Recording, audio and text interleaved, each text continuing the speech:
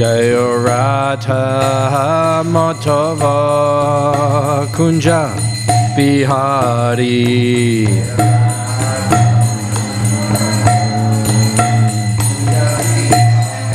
Hey Radha Madhava Kunja Bihari.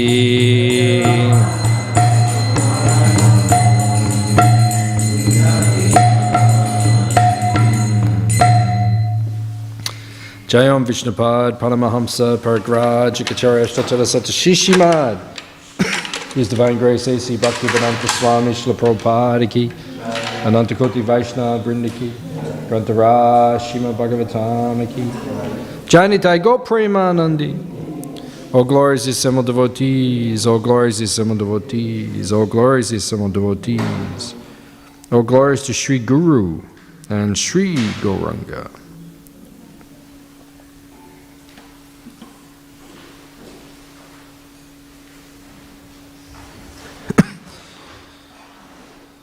Narayanam namaskritya naram cheva narottamam devim saraswatim vyasam tato jayam udirayat.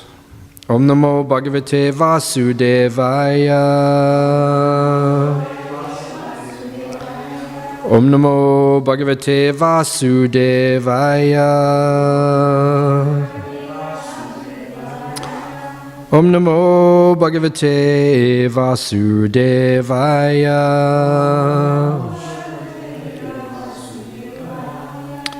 Reading from Śrīmad Bhāgavatam, Canto 7, Chapter 9, chapter entitled Prahlad Pacifies the Lord with Prayers, text number 41. Evam swakama patitam bhavavaitaranyam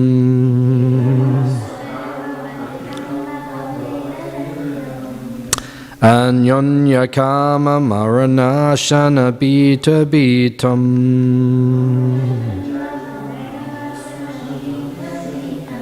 Pashanjanam swapara vigraha vaira maitram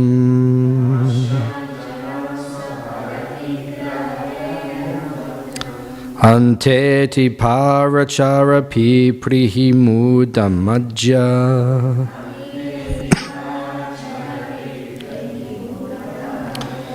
Evam swakama patitam bhavavaitaranyam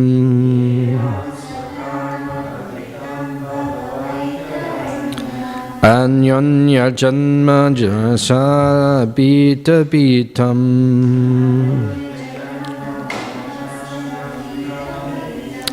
Pashanjanam swapara vigraha vaira maitram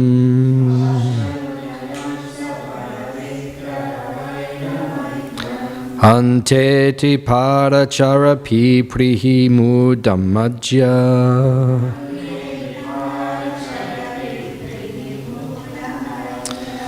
Evam swakama patitam bhavavaitaranyam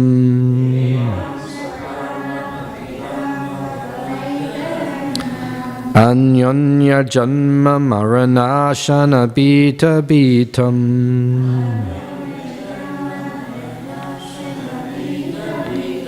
Pashanjanam swapara vigraha vaira maitram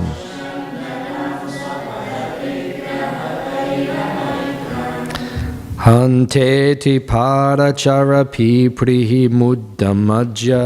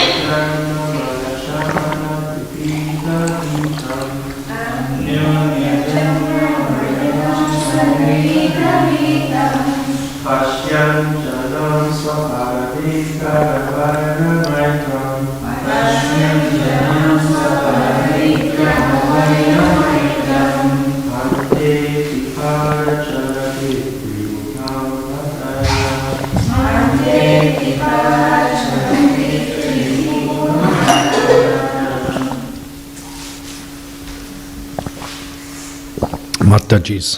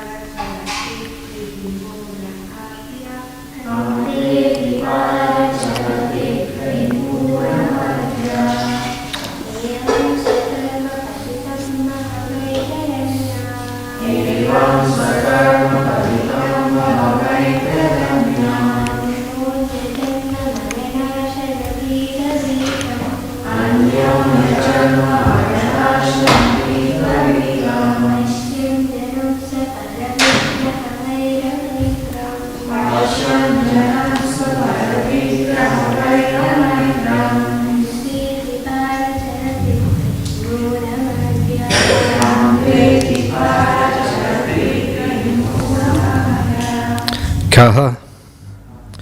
What is, oh sorry, wrong verse. Evam, in this way. Swakama petitam, fallen because of the reaction of one's own material activities. Bhava, compared to the world of nescience. Birth, death, old age and disease.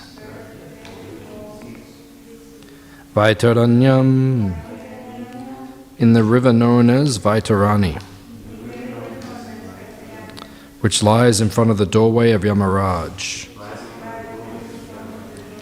the superintendent of death. Anya, Anya, one after another. Jamma, birth. Marana, death. Ashana, different types of eating. Bita bitam, being exceedingly afraid.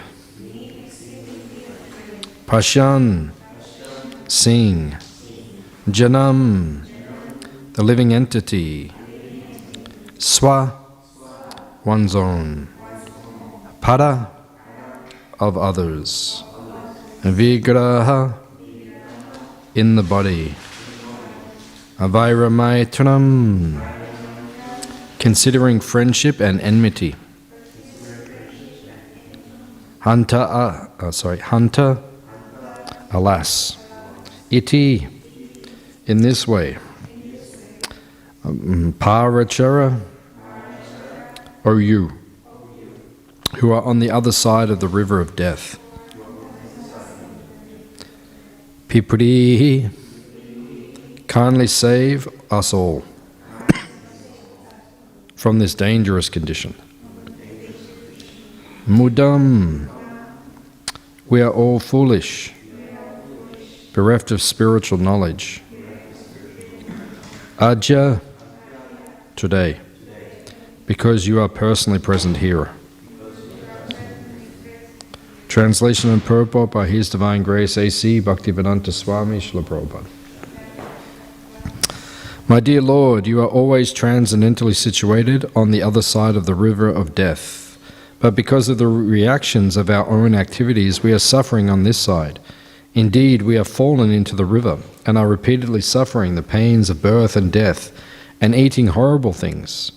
Now kindly look upon us, not only upon me, but also upon all others who are suffering, and by your causeless mercy and compassion, deliver us and maintain us. Purport. Prahlad Maharaj, a pure Vaishnava, prays to the Lord not only for himself but for all other suffering living entities. There are two classes of Vaishnavas, the Bhajananandis and the Gosjanandis.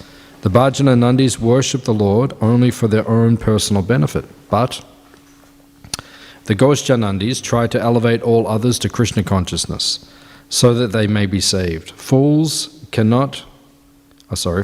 cannot perceive repeated birth and death and the other miseries of materialistic life cannot be sure of what will happen to them in their next birth.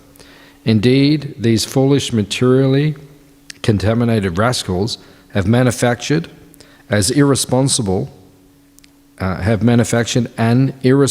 way of life that does not consider the next life. They do not know that according to one's own activities, one receives a body selected from 8,400,000 species. These rascals have been described in Bhagavad Gita as dushkritino muda, non-devotees. Those who are not Krishna conscious must engage in sinful activities, and therefore they are mudas, fools and rascals. They are such fools that they do not know what will happen to them in their next life. Although they see varieties of living creatures eating abominable things, pigs eating stool, crocodiles eating all kinds of flesh, and so on, they do not realize that they themselves, because of their practice of eating all kinds of nonsense in this life, will be destined to eat the most abominable things in their next life. A Vaishnava is always afraid of such an abominable life, and to free himself from such horrible conditions, he engages himself in the devotional service of the Lord. The Lord is compassionate to them, and therefore he appears for their benefit. Yada yada hidamasya glaniya bhavati bharata abhutanam adharmasya tadat manam srijamyaham. Whenever and wherever there is a decline of religious practice or descendant of Bharata and a predominant rise of irreligion, at that time I descend myself. Bhagavad Gita 4:7. The Lord is always ready to help the fallen souls, but because they are fools and rascals, they do not take to Krishna consciousness and abide by the instructions of Krishna. Therefore, although Sri Chaitanya Mahaprabhu is personally the Supreme Lord, Krishna, he comes as a devotee to preach the Krishna consciousness movement. Yare deka tarikaha Krishna upadesh. One must therefore become a sincere servant of Krishna. Amara agaya guruhana tara edesh. Chaitanya Charitamrita Majja 7:1-8. One should therefore become a guru and spread Krishna consciousness all over the world, simply by preaching the teachings of Bhagavad Gita. Omagyan timarandasya gyananjana shalakaya chakshun militam jena tasmai Shri Gurave namaha. Shri Chaitanya manobishtam stapitam yena bhutale swayam rupa kadamayam. Dadati swapadantikam vancha kalpatarubhyascha kripa sindubhya evacha patitanam pavanebhyo Vaishnavebhyo namo namaha.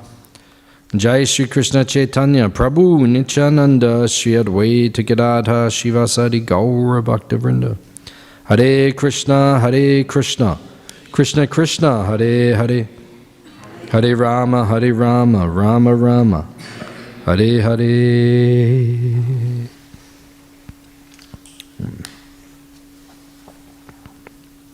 This is a very nice purport by Prabhupada, as all these purports are. Prabhupada is describing that there are two types of devotees. There's Bhajananandi and Gosjanandi. Bhaja. It means like to worship. Bhaja. So a Bhajananandi is one who absorbs himself in worship of the Lord.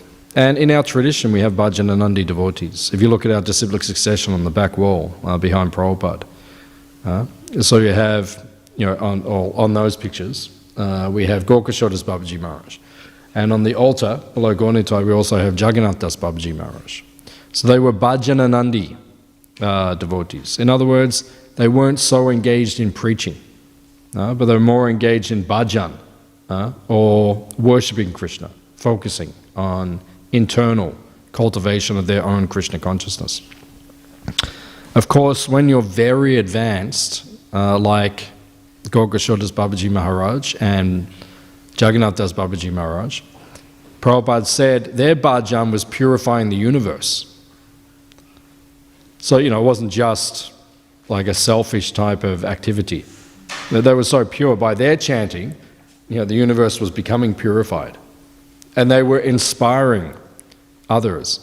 Gaura Das Babaji Maharaj, he gave initiation to Bhaktisiddhanta Saraswati Thakur. Bhaktisiddhanta Saraswati Thakur is the son of Bhaktivedanta Thakur.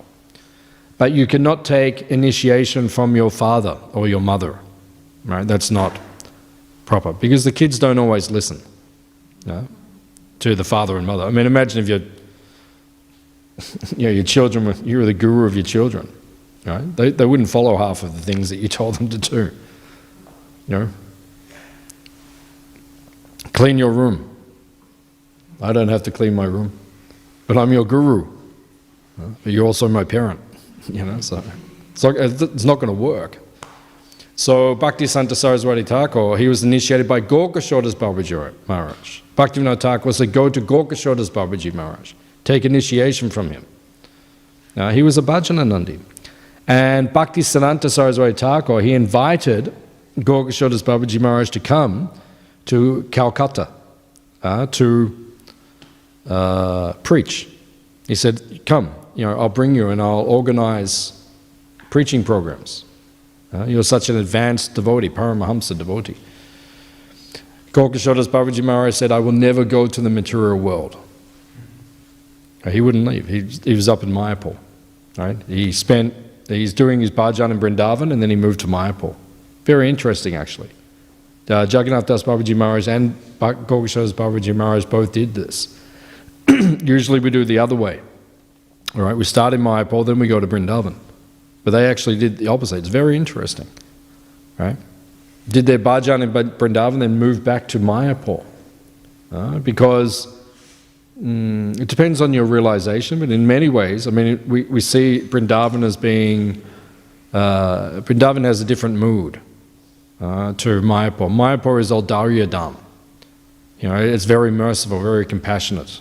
Right? All the deities there are in a very compassionate mood, in the mood of Chaitanya Mahaprabhu. But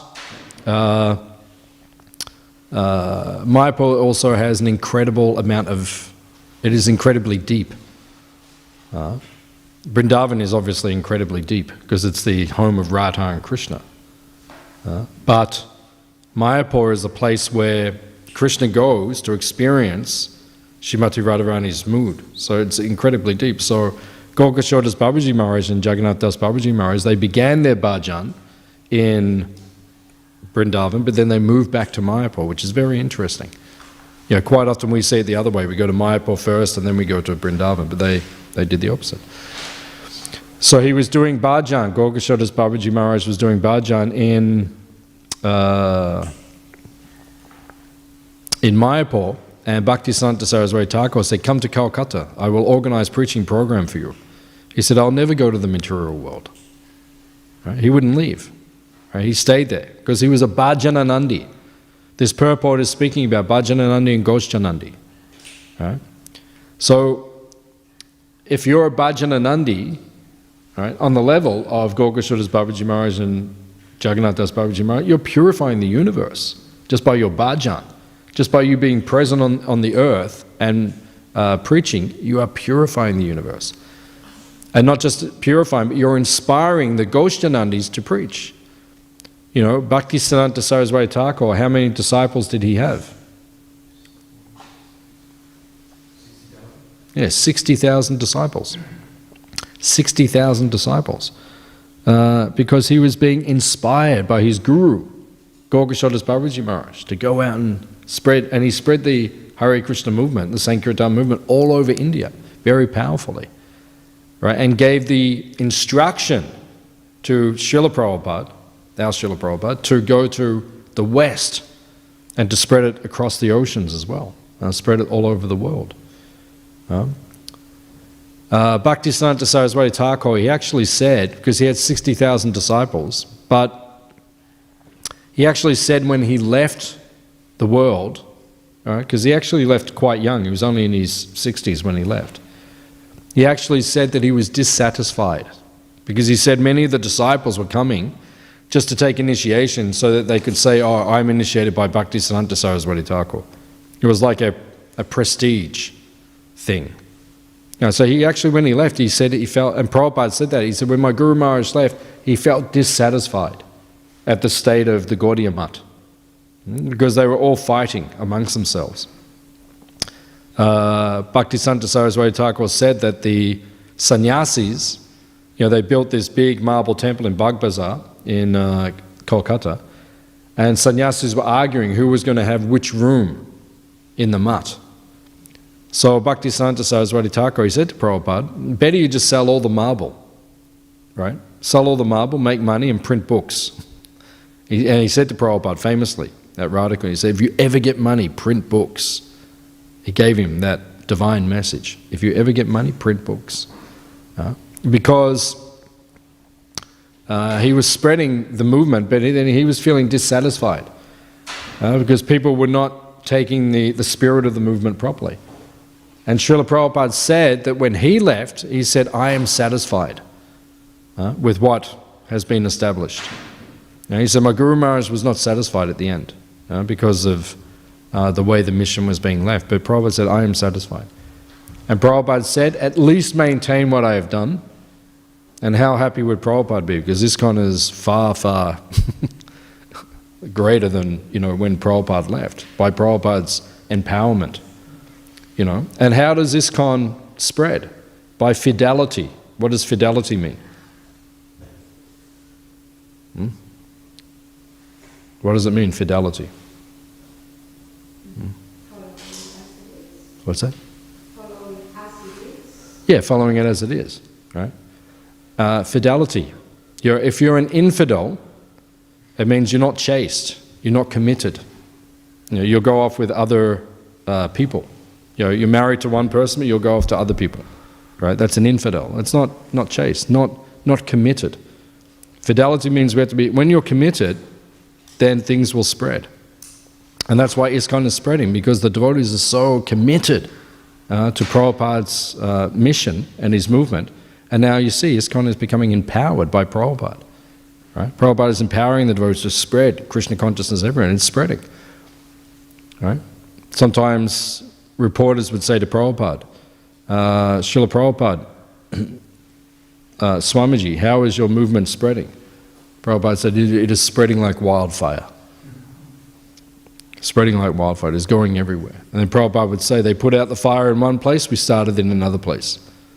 You put out the fire in this place, we'll just start it over there. You come and shut the temple here in Melbourne, okay, we'll go to Hoppers Crossing, we'll open one there. And then in Hoppers Crossing, if you shut that temple, then we'll go to Berwick and we'll open one there. It is spreading like wildfire. Wherever you put it out, it will just come up again. So Prabhupada would be very happy with the way ISKCON is spreading. So, is there a place for Bhajananandis in ISKCON? Yes, there is. You can do bhajan, you can be a Bhajananandi. If you're qualified to be a Bhajananandi.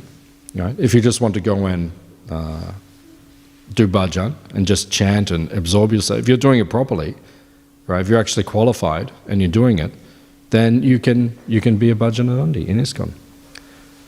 Just like Jamuna Devi, every morning we sing the Govindam prayers by Jamuna Devi. Now, she was a huge preacher in ISKCON. She was one of the biggest preachers in ISKCON. You ask all the early devotees, she was one of the biggest preachers.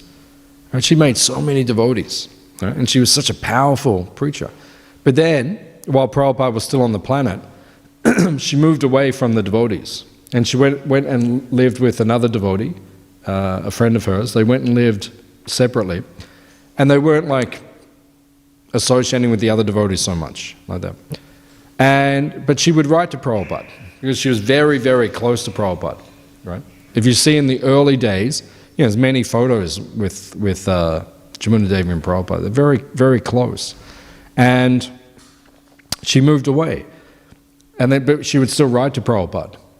And she wrote a letter, and Tamal Krishna Maharaj, he gave the letter to Prabhupada. Or maybe he read the letter to Prabhupada, and then, she was saying that, I'm away, I'm still chanting my rounds, I'm still following the regular principles, I'm still practicing Krishna consciousness, but not associated.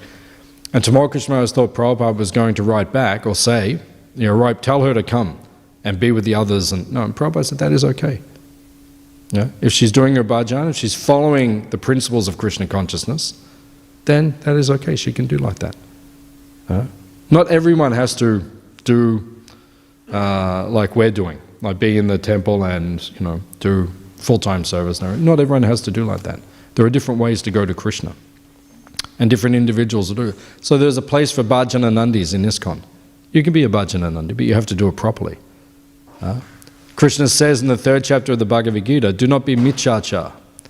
What does micchacha mean? Micchacha, beginning of the 3rd chapter of Krishna, of Bhagavad Gita. Then, what is that? Micchacha. That is pretender. Externally, you look like a Babaji. You grow your beard and you have your japa, Hare Krishna, Hare Krishna, Hare Krishna, Hare Krishna, Krishna, Hare Hare, Hare Krishna, Hare Krishna, Hare Krishna. You're acting like externally you look very exalted and pure, but internally you're thinking about women and money. Or if you're a Mataji, you're thinking about men and money. Then that's pretender. So if you're doing that kind of bhajan, that's not bhajananandi, that's not good. You can do bhajan, you can go off and just chant, that's okay. But then in your heart, you have to be thinking of Krishna, service to Guru and Krishna. In our line, because there are many bhajananandis in other lines as well, around Radhakund there are many Babajis. And they do bhajan. They're not Ghoshjanandis. They're bhajananandis. But it is known that many of them are pretenders, right? Not actually pure, not actually meditating on Krishna.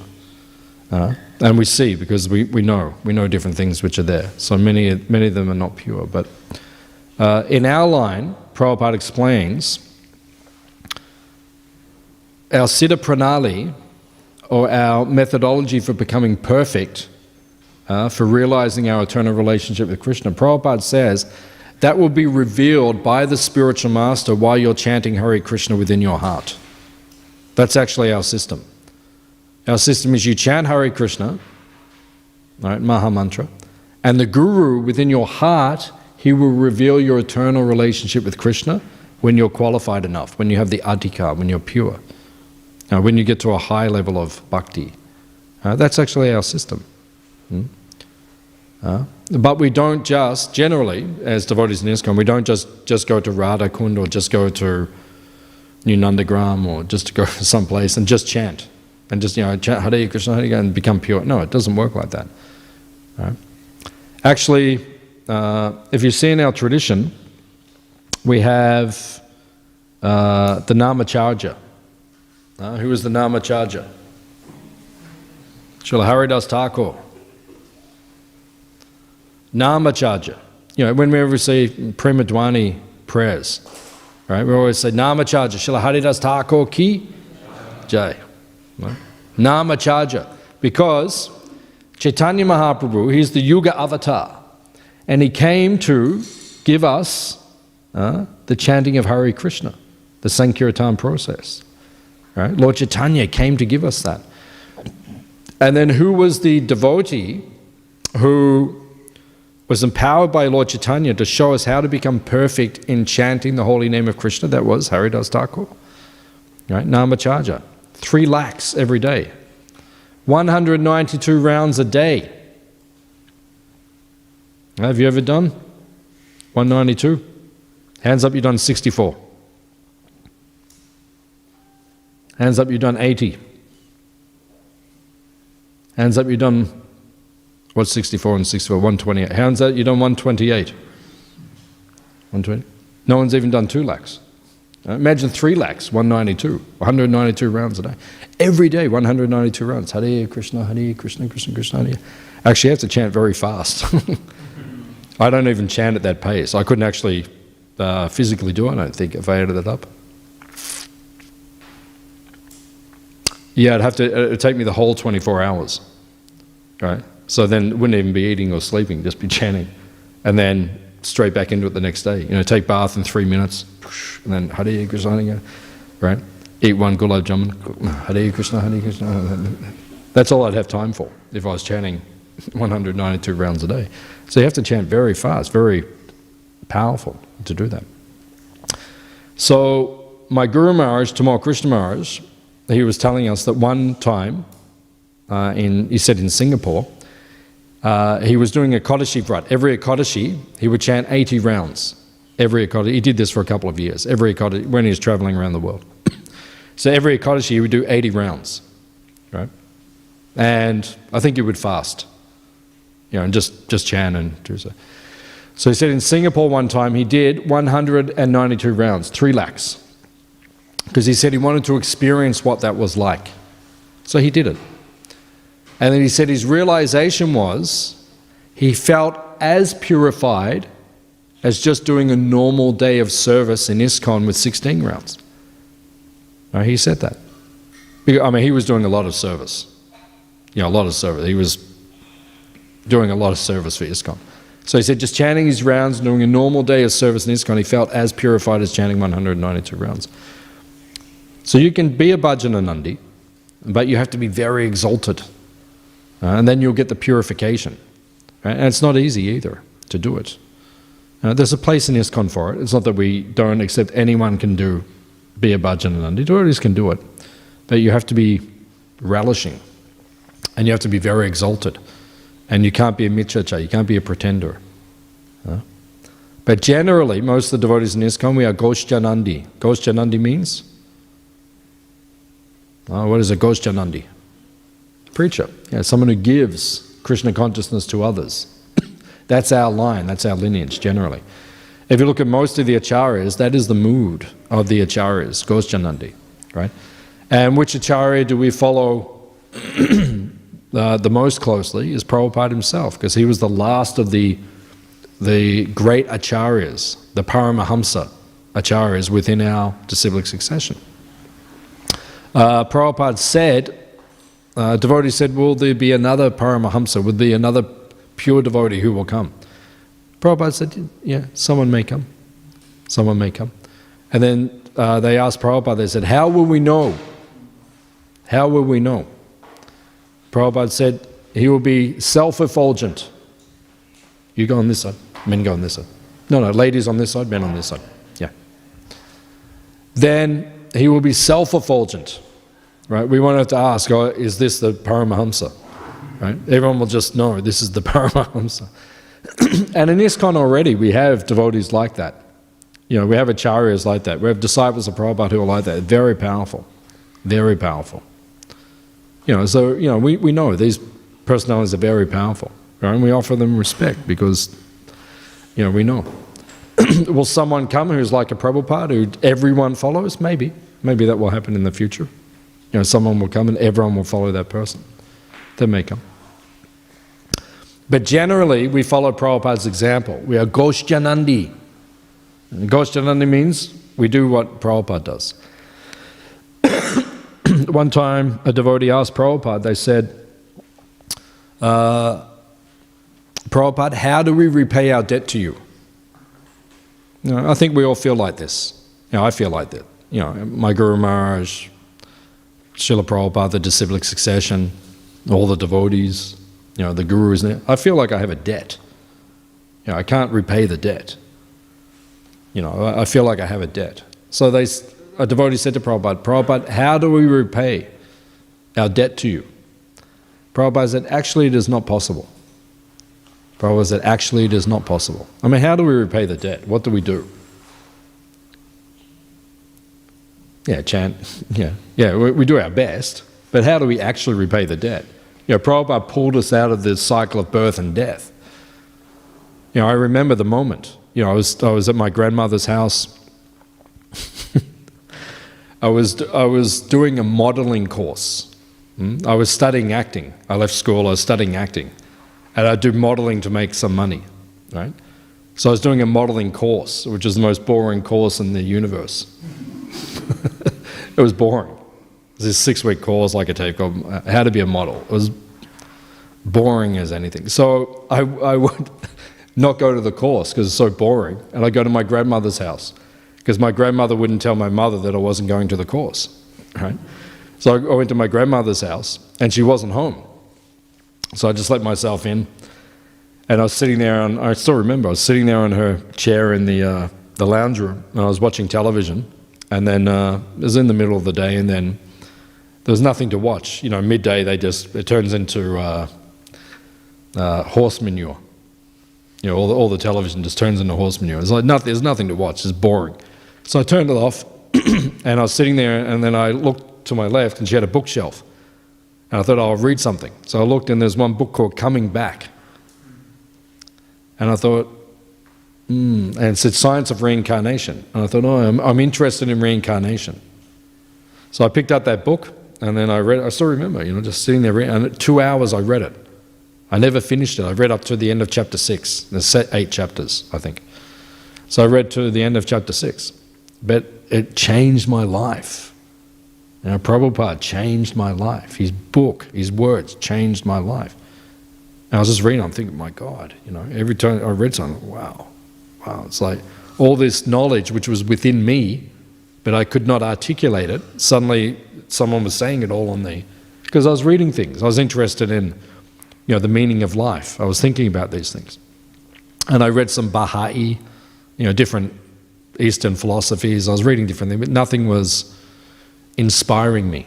But then when I read Prabhupada's words, and particularly the thing that struck me more than anything else, in the Coming Back, they tell the story of Jad Bharata, Maharaj Rahugana. And then he took birth as, Bharat Maharaj, that pastime.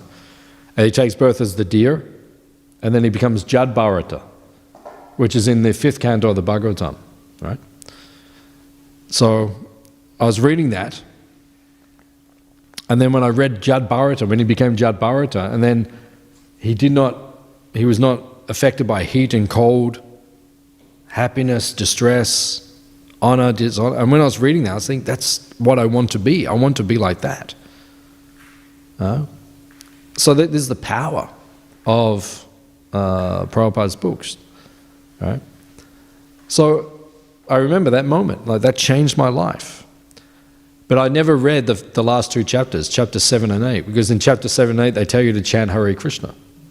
I never read that. I took the book with me. I said to my grandmother, can I have this book? And she said, yeah, you can have it. And later on she said, I wish you never read that book. Because I was a model and an actor, and then I shaved my head. And the first time she saw me, a shaved head. She said, what have you done? And she used to say to me for years, actually, every time I would see her, she said, when are you going to grow your hair? When are you going to grow your hair? I said, maybe later. I've never grown my hair since then. Over 30 years, I've never grown my hair. I just like it, just get rid of it. And then I don't have to worry in the morning. When you're a model, you have to get up, you look in the mirror every morning, you take half an hour just to get your hair ready. It's like, now I just get up in the morning, I just go like that, it's done. Then go. So much better. Simple living, high thinking. This is our philosophy. So then, I remember, Prabhupada changed my life. So how do I repay the debt? But I think like that every day. I think, how do I repay the debt? Prabhupada said, actually you cannot. One devotee asked him, he said, how do we repay the debt? Prabhupada said, actually you cannot. But if you want to try, Prabhupada said, preach vigorously like me. So that's what I try to do.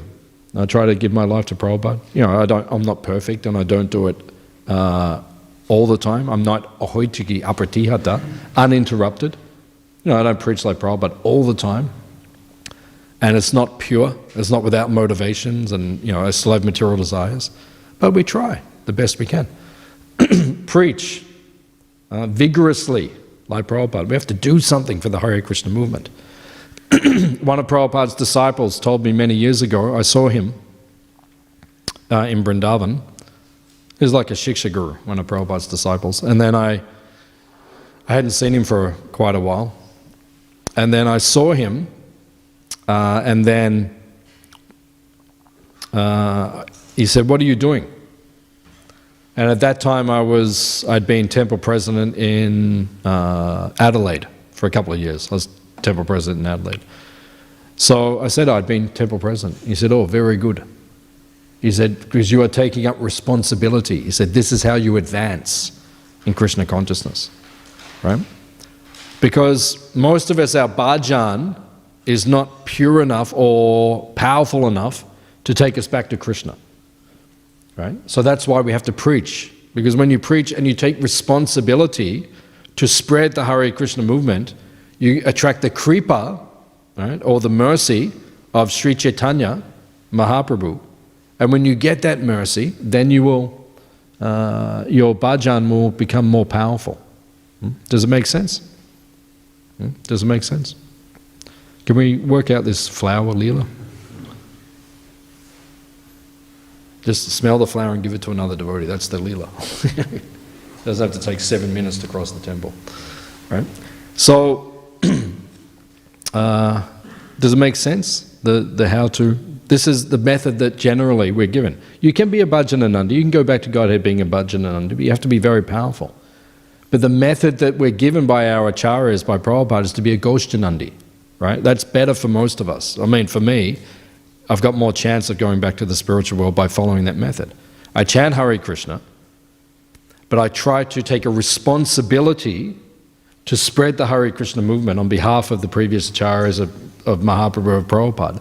And then by doing that service, you attract their mercy, and then your bhajan, your chanting of Hare Krishna, it will become more infused with mercy and power, and you'll get purified more.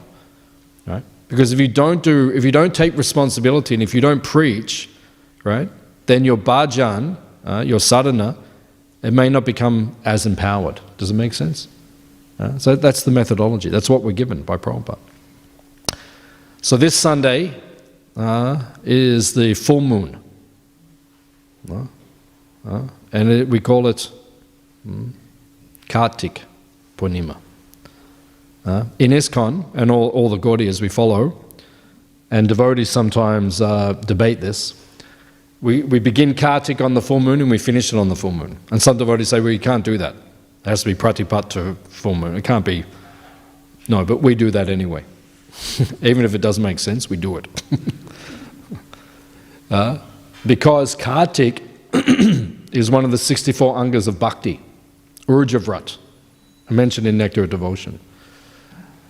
So in that month, which is coming, it starts on Sunday, goes for 1 month, in my devotional service, the rest of the year, I always, sometimes I make compromises in my sadhana for preaching. We might stay up late, do a program, preaching program. So, we go to these, what do you call them, catering jobs.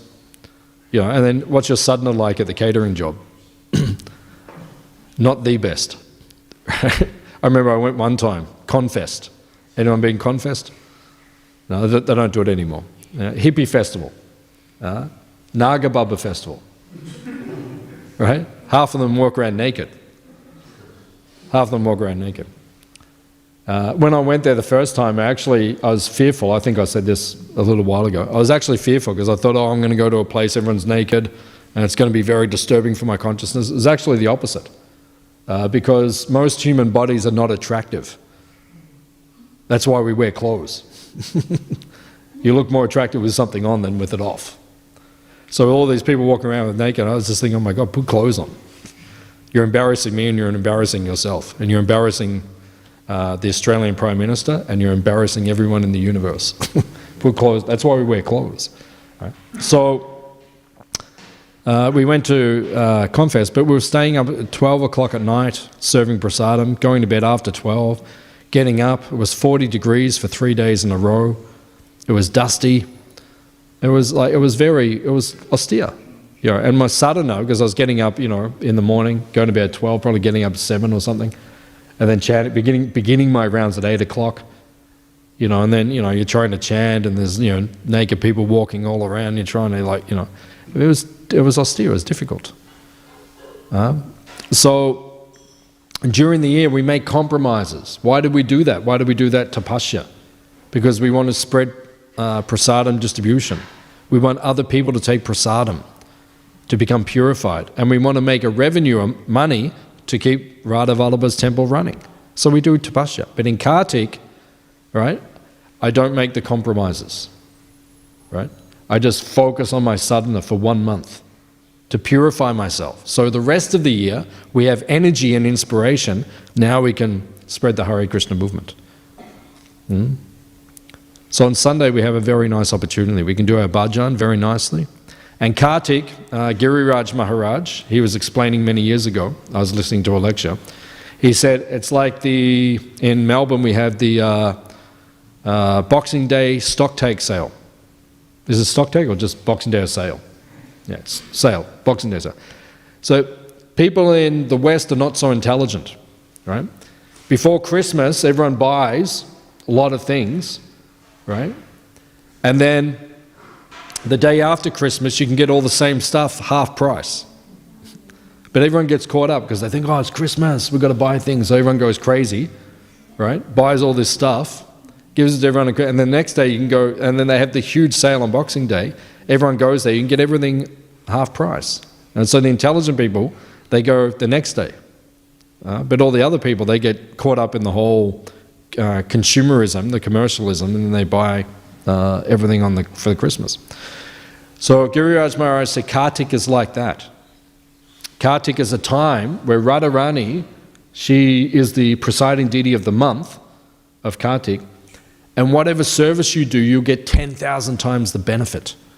Every holy name that you chant, right? Every bit of sadhana that you do, service that you do, any preaching you do during that time, you will get so much extra benefit. And you'll get purified. And then once we're purified by our bhajan, then the rest of the year, I mean, we preach in Kartik also, but the rest of the year we can just give so much. Because we need inspiration. Purity is the force. If we're not pure ourselves, we can't spread the Krishna consciousness movement. So in ISKCON, you can have Goshjanandis and Bhajananandis. Both are there. Right? There are two types, and everything is there. And Prabhupada even gave Babaji to a few disciples. He gave Babaji. So it is there. Bhajananandi is there. But most of us, we practice the process of Goshjanandi. Right? And that's how we become purified. Okay. Does anyone have any questions or comments? Anything that we discussed? Yeah. I was wondering. Do we do this microphone program?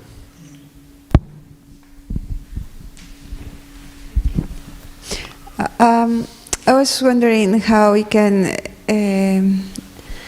reconcile the aspect that sometimes it's needed to be Bhajananandi to boost your Gostyanandi activities, and it's also encouraged. I heard many times devotees encourage devotees to go with more focus in working within, and it's needed after sometimes practicing. So that also, as you said, empower your Gostyanandi activities.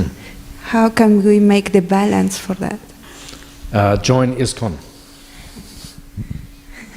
Join ISKCON and you will get the balance. Are you in ISKCON?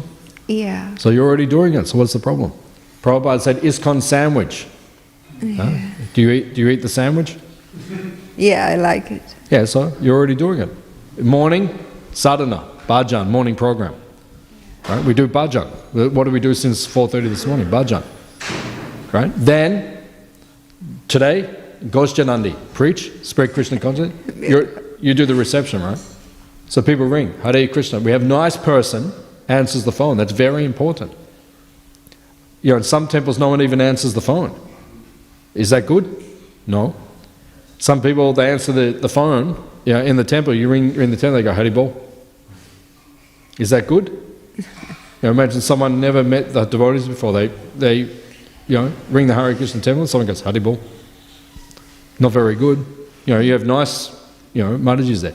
Oh, Hare Krishna, welcome Hare Krishna temple, how can I help you today? Oh, that's very nice, that's service. And so many other service, so many other preaching are doing. And then at night time, then more sandwich, means the other piece of bread, more bhajan, hearing, chanting, these things.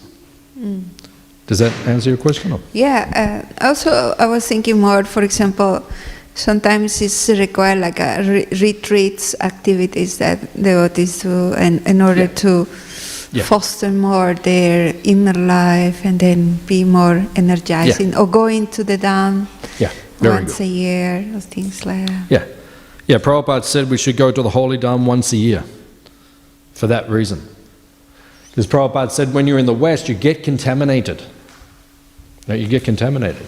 So therefore you have to go and you have to take bath in the Ganga, in the Jamuna, and chant Hare Krishna in a pure place. Prabhupada actually said, interesting, Harisori Prabhu's diary, Prabhupada actually said that 500 devotees in ISKCON should come to Mayapur every 3 weeks and just do a kirtan festival. Just chant. 500 devotees. And he said at the end, 3 weeks, they go back, another 500 devotees come, they do. Prabhupada actually gave that instruction. So yeah, you're right, we need to do these retreats or go to the Dham, these things to purify ourselves. But I like the way how you presented that every day can we do that blended activity, Vajananandi and Gostinandi, and it's open for everybody. I like that, thank you. Yeah, Prabhupada, he created both for us. We do both. We do bhajan, we preach. So every day we're doing both.